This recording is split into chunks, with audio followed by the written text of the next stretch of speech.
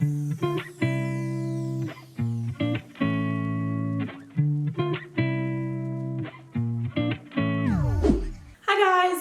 back to my channel. Today I'm actually going to refilm one of my most popular videos on my channel called 5 Worst Foods for Eczema. So today I really wanted to focus on the 5 worst foods universally for all people with eczema. And yes, I can in fact do that because the 5 foods we're going to talk about today are pretty much universally bad for people in general. So if you have some of these things in your lifestyle, you definitely need to remove them ASAP. So if you guys are ready, we're gonna jump into this video and touch on the 5 different foods or food groups, as you'll see, that are pretty much horrible for eczema. The very first one we're gonna talk about is oils, and not all oils. Certain oils are especially inflammatory for people with inflammatory conditions like eczema. So let's cover the oils that are bad for eczema that you need to eliminate out of your diet ASAP. And we'll also touch on the oils that are good for you, okay, all of that. I do want to start this video off just by saying the reason why I'm making this video about foods that universally need to be eliminated from people's diets is that in my very first video a few years ago, 5 Worst Foods for Eczema, the things that I was talking about were mostly related to people who had probably candida and had like a salicylate issue. Basically what I was saying in that video was probably fridge foods, FREDG, fried foods, refined sugar, eggs, dairy, and gluten. Well, in these years since I've made that video, at one point I relied on eggs. Right now I'm on a diet where I do actually need a certain type of bread to make me feel good. So those things weren't exactly universal. I personally can tolerate lactose perfectly fine. So like I can have dairy and I'm solid, not right now on my current diet. And just to fill you in on what's going on, I used to have candida. When I had candida, I relied on eggs and meat. And now I specifically have a type of small intestinal bacterial overgrowth called hydrogen sulfide SIBO. And with this diet, I can't eat meat, but I can eat bread. None of that's actually important right now, but I will touch on that again at the end of the video. So if you're confused about what to eat and what diet to get on, wait to the end of this video and I will go over that a little bit more in detail. So diving back into oils, the ones that you want to avoid is canola oil, palm oil, soy oil, corn oil, safflower oil, and sunflower oil. And if you're somebody that's already avoiding processed foods, it's really not going to be hard for you to avoid these oils. Just be careful. Some of the processed foods that look healthy, a lot of times will have sunflower or safflower oil. So you're probably wondering like, my cat is scratching the cat post. How cute is this? Yeah, girl, get it. Get it, get it, get it, get it. Get it, get it, get it. So there's a couple things wrong with these oils. The very first thing that we're gonna address are oils that are too high in omega-6 and don't have a good ratio between omega-6 and omega-3. And the reason why this is important is because for human bodies, and for human bodies that live and eat in like a Western world and eat a Western diet, our diets are, we pretty much have a plethora of omega-6. Let's not demonize omega-6. Your body still needs to use that. You just have to have a balanced ratio of omega-6 to omega-3. So basically, if you have no idea what I'm talking about, these are fatty acids. It's basically a type of fat. So omega-3 is really good for lowering inflammation, and having that good ratio can actually help eczema. That's why I'm always telling you guys to try to eat fatty fish like salmon, is because it's super high in omega-3. If you're vegan, you might want to choose flax oil because it's high in omega-3. So the oils that are high in omega-6 would be the sunflower and safflower oil. Technically, canola oil has a good ratio of omega-3 to omega-6. However, it's still inflammatory. So just chuck that canola oil into that bucket of no good and let's just leave that be. There's other types of oils like palm oil. It's high in saturated fat. A lot of times it's pretty inflammatory. Same goes with, actually I can't say same goes with. Another category would be soy oil and corn oil. They're just inflammatory, and without making this video too long, let's just chuck it into the bad category. Universally bad for people with eczema because it's inflammatory. Now there are a few oils that are great for you. Like I mentioned, there's flax oil. Walnuts are a good source of omega-3. Salmon's a good source of omega-3. If you need to switch out an oil for cooking, some ones that are not inflammatory would be coconut oil, avocado oil, and olive oil. Those are really, really good to cook with. However, not all people with eczema can have those oils, and that's just kind of how it is, depending on what your root causes are, which again, we'll address at the end of this video. But I want to read you guys a list of some common products that are out there that might contain corn oil, soy oil, canola oil, cottonseed oil. Didn't mention that one, but that would be in here. So salad dressings, infant formula, baby cereal, processed meats, chips, fried foods, veggie burgers, meat substitutes, soy cheese, soups, sauces, marinades, condiments, pasta. That's so true. Actually, I went to the grocery store with my mom and all she wanted was some basmati white rice. And she kept looking at these packages of like instant rice where you put them in the microwave for like 90 seconds. They had canola oil. If they didn't have canola oil, it was sunflower oil. And it's like, why would rice even need that oil in it? So don't love that. So just be aware when you're buying these packaged foods, whether they have those oils in it. Looking at the watch, it's time to go on to tip number 2, or the second thing you should avoid when you have eczema. The second worst food group for eczema that you did learn about in my first video is refined sugar. I once got a comment, I think on TikTok, where they were like, all sugar is refined sugar. And I'm like, all right, let's actually take a minute to unpack this and understand what I mean when I say refined sugar. I do kind of mean a highly refined sugar. Technically, honey is refined. Technically, maple syrup is refined to some extent. When something is not refined, it is straight from the source. So for example, like an apple is a whole food. So it's kind of like processed and refined on one side and like whole foods on the other side. I mean, like a lot of times honey and maple syrup will go through a refinement process just to like clean it up a little bit, but that's not what I'm referring to. When I'm referring to refined sugar, I'm talking about white sugar. White sugar can come from like sugar cane, or it can come from sugar beets. But if you see a package that says white sugar, it could come from either one of those. But the things that like universally you should be avoiding: white sugar, brown sugar, high fructose corn syrup. So bad for you, so bad for you. There's some natural forms of sugar that, like, I will say in general, people with eczema have not the best tolerance for any form of like added sugar. So like the honey and maple syrup, people with eczema don't tolerate sugar that well. There's this whole idea that like your blood sugar rising can feed candida and it can cause candida. That's one theory. A lot of people with eczema do just happen to have candida. That could be one of your root causes. And if it is, any form of like added sugar is not really great.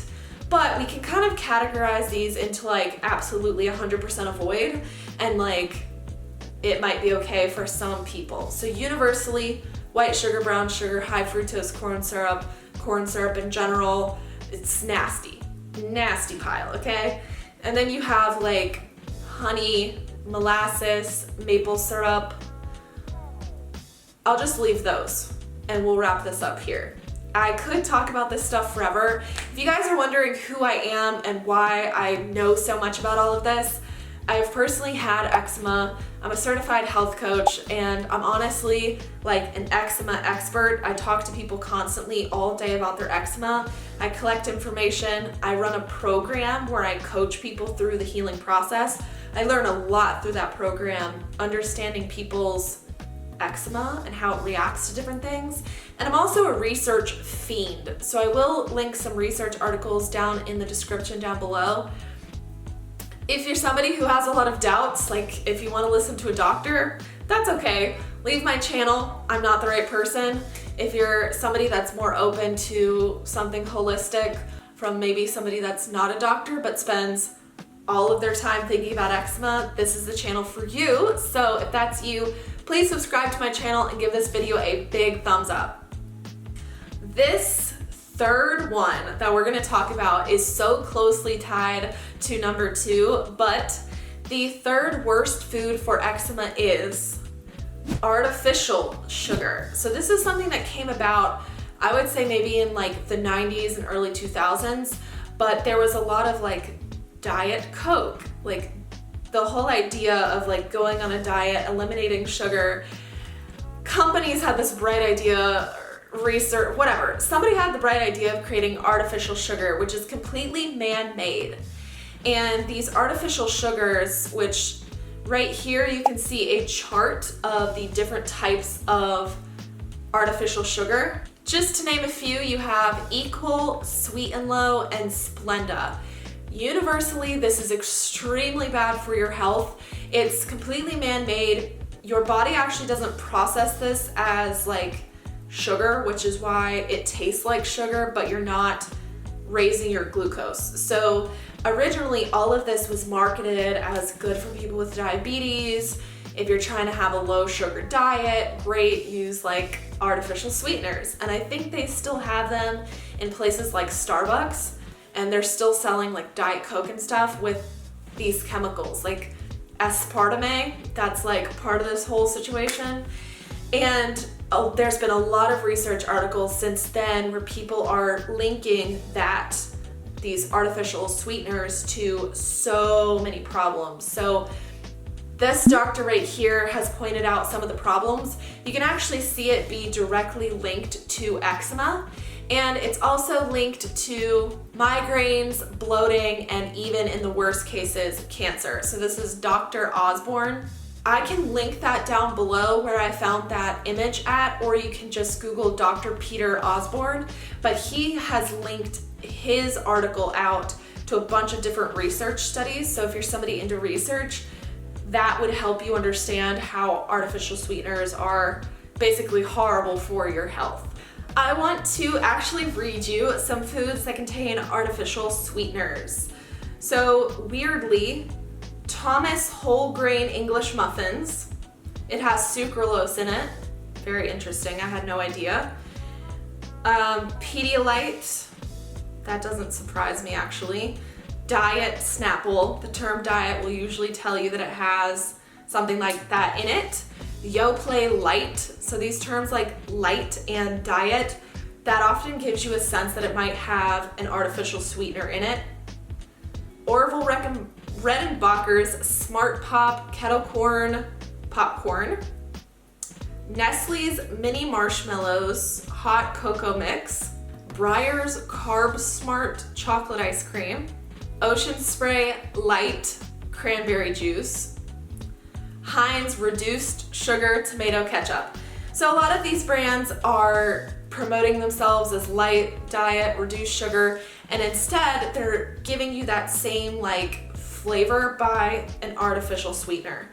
I do want to point out that there are some sweeteners that your body doesn't really raise your glucose levels that are okay to have, and that would be stevia and monk fruit. Stevia and monk fruit are from plants, they are not man-made, so they're different from artificial sweeteners, and they can add the sweetness without increasing your glucose levels. The fourth worst food for eczema, and this isn't technically a food, it's something that's in food, and that would be trans fat.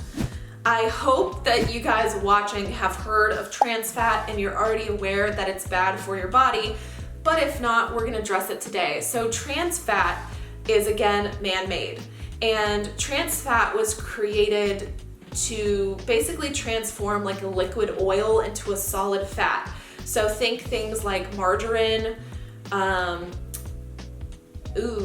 I can't remember off the top of my head, but I'll list some right here, some different forms of trans fat for you guys.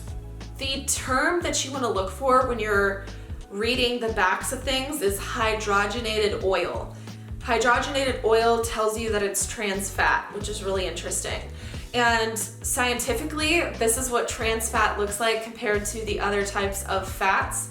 And there's something off with this in our bodies to where it can cause a lot of issues. Consuming trans fat will actually increase your risk for coronary heart disease, which, if you're American, a lot of Americans are suffering with heart disease right now, and so trans fat contributes to you having heart disease. So we want to avoid that in general. It's awful for your health in general. If you're struggling with your health in general, your eczema is going to be suffering too. You're going to be having flare-ups, your body is sick, you're in a state of disease. So it kind of plays all together. Researchers have also found that trans fats have an adverse, bad effect on your brain and your nervous system. And your nervous system has to do with the way you process stress. And so a lot of people with eczema and TSW struggle with stress, and they struggle with their nervous system being basically in fight or flight all the time. So that's another way that it plays into eczema in particular.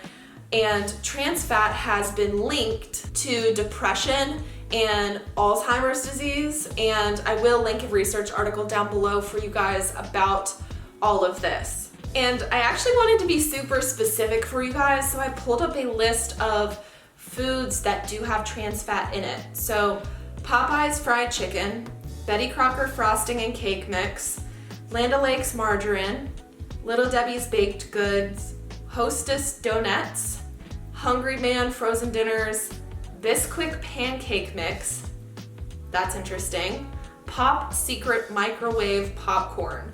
So just so you're kind of aware of what foods may have that in it. That's why I always encourage you guys to be reading the ingredient lists on the back of packages. So when you go and you look at like a product, like a food product, flip it to the back and read the actual ingredients list. And sometimes it'll even be tricky and it'll say other ingredients. This is more so related to supplements, but make sure you're just scanning the entire back of these foods and supplements that you're consuming and make sure you know what is in them. The fifth and final worst food for eczema is alcohol. And if you have eczema, you probably already know this, but if you aren't aware, alcohol can really cause flare-ups, redness, and itching. It's unfortunate because I know a lot of people like to celebrate or just casually drink. However, it is not okay for your eczema. So I would eliminate alcohol at least for a short period of time. Alcohols that would especially affect your eczema would be wine, beer. So personal story, I don't actually drink. I've never actually drank before, so I'm not entirely versed in alcohols, but I do know beer and wine would be on the avoid list. From talking to quite a few people with eczema who do drink, vodka seems to be the best version of alcohol if you are going to drink. But I do have a list that I want to read you guys, and this is actually from Hope's Relief.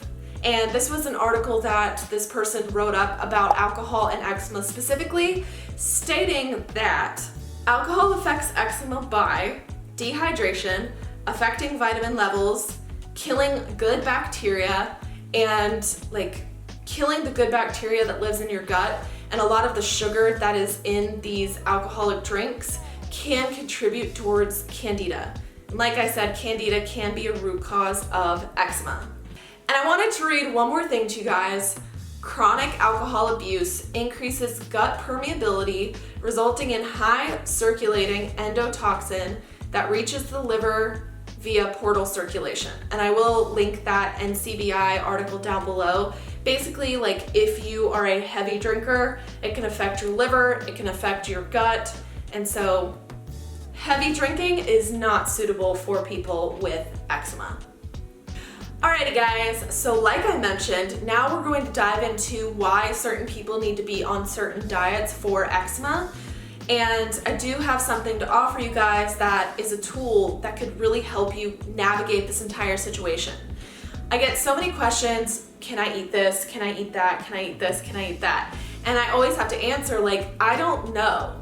Unless you're my client / student inside of Empowered Eczema, which is my program, I can't really tell what's going on with your individual body. So here's some things. These are root causes that affect the way you eat. So you could have a fatty liver. It's called a non-alcoholic fatty liver. I used to call it overworked liver, but I realized it's a non-alcoholic fatty liver.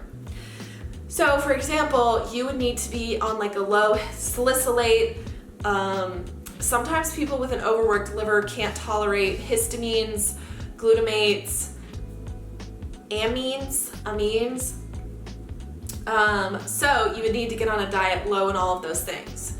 Some people with eczema have candida, which is a yeast overgrowth in your gut, so you would have to avoid things like fruit and carbs and any form of like extra added sugar into anything. You could have SIBO, small intestinal bacterial overgrowth. That breaks down into hydrogen, methane, and hydrogen sulfide SIBO. You could have TSW. I have a theory that people with TSW need to eat a diet that is low in low in nitrates, because nitric oxide will dilate your blood vessels, and when you have TSW, your blood vessels are already dilated, and that's half the problem. But that's just a theory that I have. I need to test that. But at any rate, you could have any combination of these problems, which will push you into a spot where you need to eat a specific diet. So I've made a spreadsheet on Google Sheets for you guys. It's called the Ultimate Eczema Food Guide. And I have listed every whole food that I could think of, spices, fruits, vegetables, meats, and it'll tell you whether it's good for your gut or not. It'll tell you whether it's high or low in salicylates. It'll tell you whether it feeds candida or not. And then I've actually started on hydrogen sulfide SIBO, and you have to avoid foods that feed this like bacteria that it's called like a sulfate eating bacteria or sulfate producing bacteria, and so you don't want to eat things with sulfur. Anyway, I have that list going on inside of this, and then I tell you high quality qualifications. So things like meat need to be high quality for them to be non-inflammatory. All of that is in this Google Sheets spreadsheet. I will link that in the description down below, and you guys can purchase that on my website. It's not too expensive. It's pretty accessible. People around the world, as long as you have a Gmail account, you will be able to get into this spreadsheet. So make sure to check that out. I will link it down below for you guys. And if you like this video, please give it a big thumbs up. Subscribe to my channel if you haven't already, and I will see you guys in my next video. I like crashing waves, but I wanna see them at first light after a long night and see the sky take shape.